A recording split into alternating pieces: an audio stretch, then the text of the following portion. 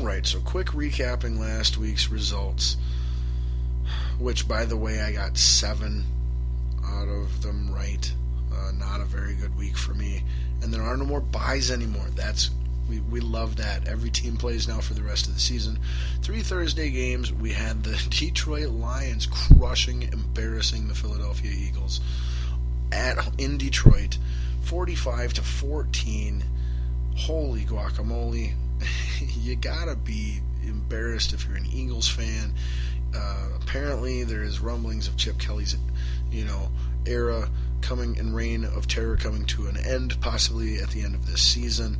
He is also rumored to have been talking with USC already to go back to college and get their coveted head coaching job. What a scumball sleazebag. I've always hated Chip Kelly as a person and as a football mind, because people call him a genius and he is a moron. He's never shown me anything that's genius, at least not on an NFL level whatsoever. But his team continues to just make a mockery of the NFL and professional football. They get crushed by the Detroit Lions, 45-14. Carolina Panthers stay undefeated, winning in Dallas, 33-14. Tony Romo, in just his second game back from injury, re-injures his clavicle, collarbone, whatever, and is out for the rest of the year.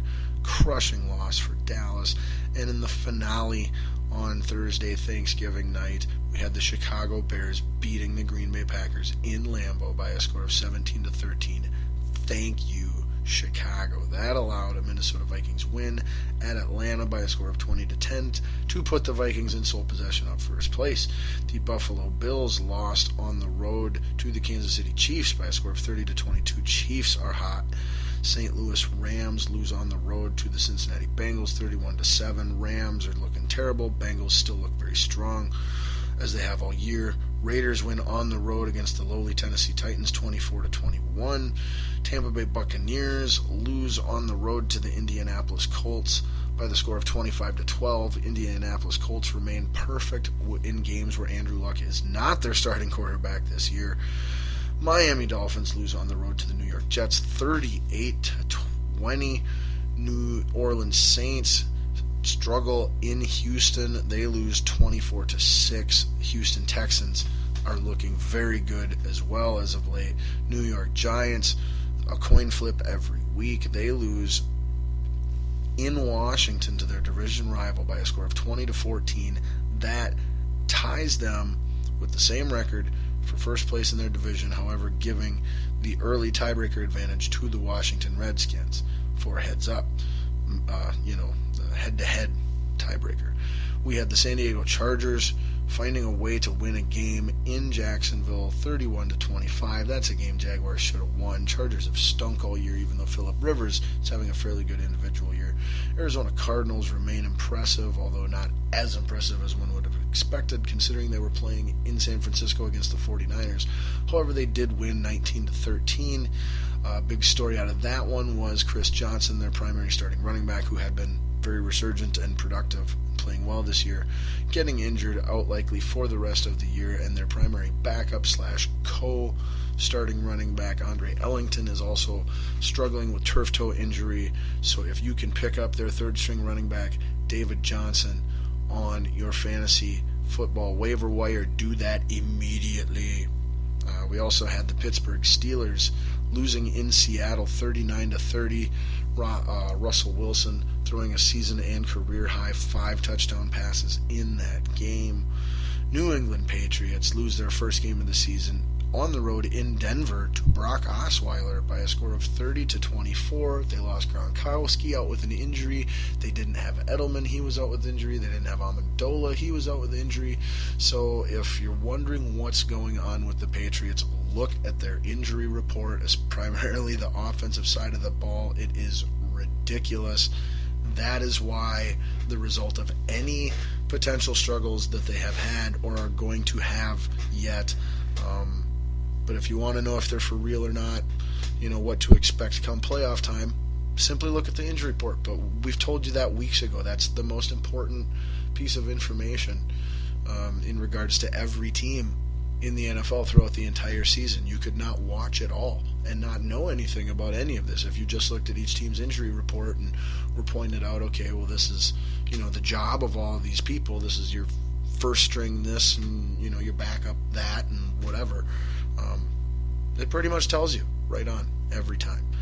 And that's where the Patriots are, unfortunately, if you're a Patriots fan, looking at right now. And then in the Monday night game, we had the Baltimore Ravens backup quarterback Matt Schaub victorious, putting 33 points on the board to Cleveland Browns 27. They had Josh McCown starting at quarterback because Manziel had been demoted to third string because TMZ got some pictures and video of him drinking on his bye week. Not doing anything illegal, not being irresponsible, not being mean, nothing, just drinking, which is legal for him to do. He's like 24 years old and he's an American. He's not a felon or anything like that. He's not on probation. But yeah, they felt that was the need to, that warranted immediate demotion as far down as he could be demoted a week after being named the starter for the rest of the season. But lucky for the Cleveland Browns and for Johnny Manziel, Josh McCown went out with an injury in that game and will be out for the rest of the season.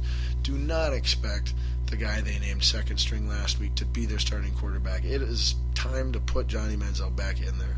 Let him fail if he's going to fail. Let him succeed if he's going to succeed. But get some answers, okay?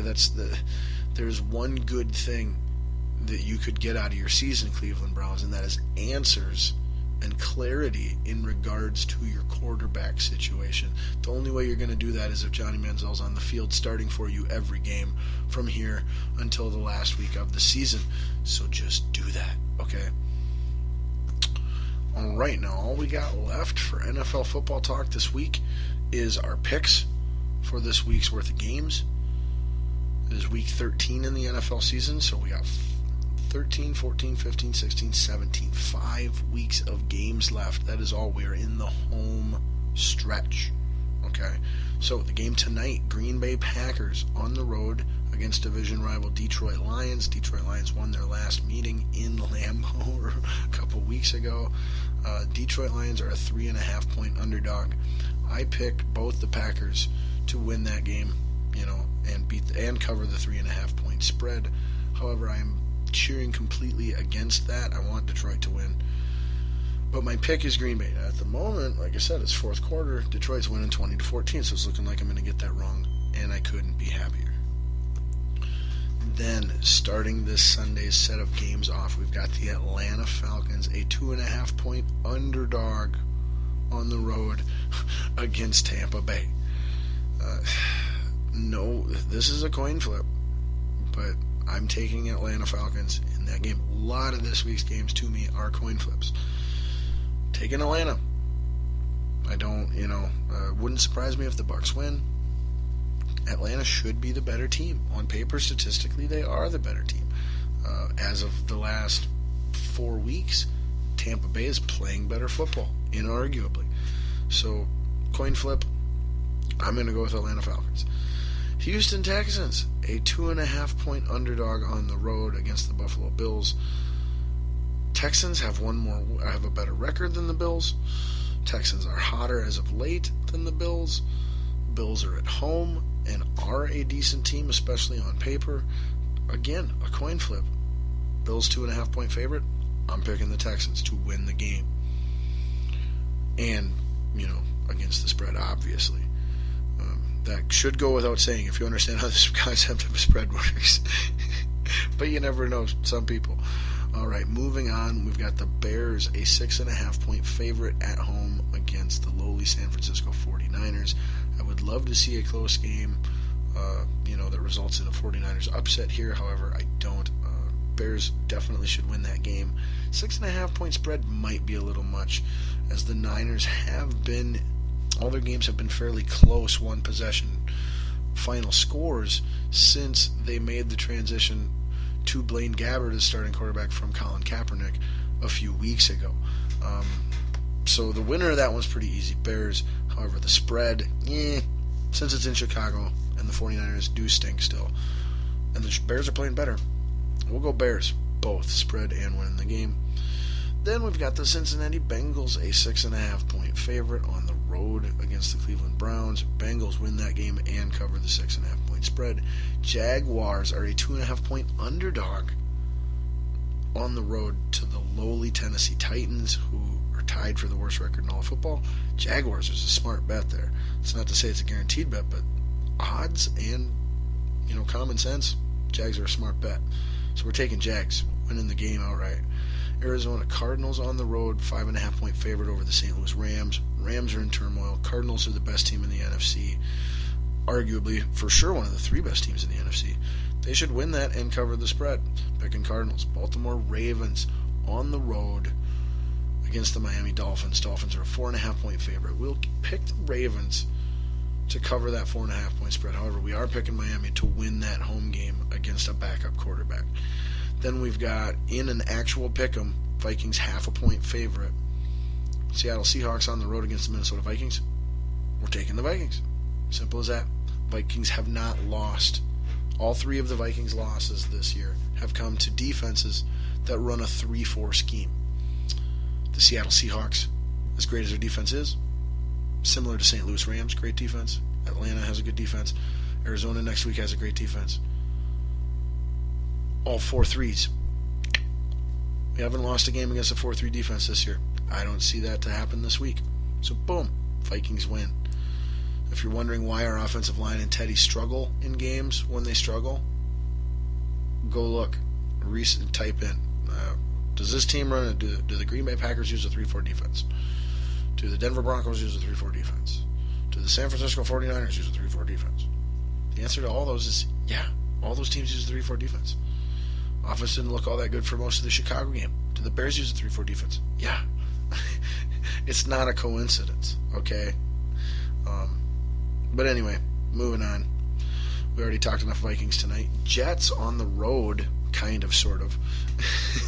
Not really. In a neutral site game, we've got the battle for New York, the New York Jets versus the New York Giants. Giants are technically the home team. They are also a 1.5-point underdog. I'm picking the Giants to win this game outright. Then we've got the Denver Broncos on the road against the lowly San Diego Chargers. Chargers 4.5-point underdog. They should get shellacked. Denver Broncos win the game, cover the spread.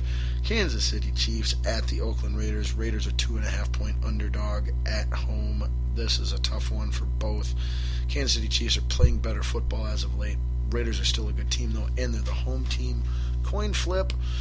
Since the Raiders are the underdog, we take them in the spread. However, who's going to win the game? Yeah, we'll go with the home team there too, picking Raiders. Just because they're the home team. All right, then we've got the awful Eagles against the very injured New England Patriots. That game's in New England. Patriots are a 9.5-point favorite. If the Patriots were more healthy, this game would be 65-10 for a final score. However, expect something more along the lines of like a 24-14. Patriots victorious, probably hence the 9.5-point spread. 24-14. Yeah, I should work for Vegas. We're picking Patriots, both covering that spread and winning the game, obviously. Panthers, 7.5-point favorites on the road against New Orleans Saints. Panthers will cover that 7.5-point spread en route to winning the game. Indianapolis Colts, a 6.5-point underdog in Pittsburgh against the Steelers. Just check out the quarterback situation there for the Steelers. If Ben Roethlisberger's question is in health or he goes out at any point in time, the Colts are the pick to win that game. However, if Big Ben is playing all four quarters fairly healthy, the Steelers will win that game at home. Definitely picking the Colts to cover that spread. Would pick the Steelers in a straight-up pick-em at home. Unless, like I said, Landry Jones is announced as the starter over Big Ben. And then finally in the Monday night game, we've got the Dallas Cowboys going to Washington to face the now 5-6 first place Washington Redskins. Redskins are a 3.5-point favorite. Cowboys are, it's just injury crushed their season multiple times, as well as losing DeMarco Murray. If they still had DeMarco Murray and could run the ball the way they did last year with that offensive line and him in the backfield, then they'd still have a chance. But they lost the passing game and the running game this year, and they have no defense, so they got nothing. Cowboys will lose this game, and they will lose it by more than 3.5 points. Don't be surprised if the Redskins blow them out. I'm picking 27-14 for a final on that. So boom, there you go. There's all your NFL. Half the spew is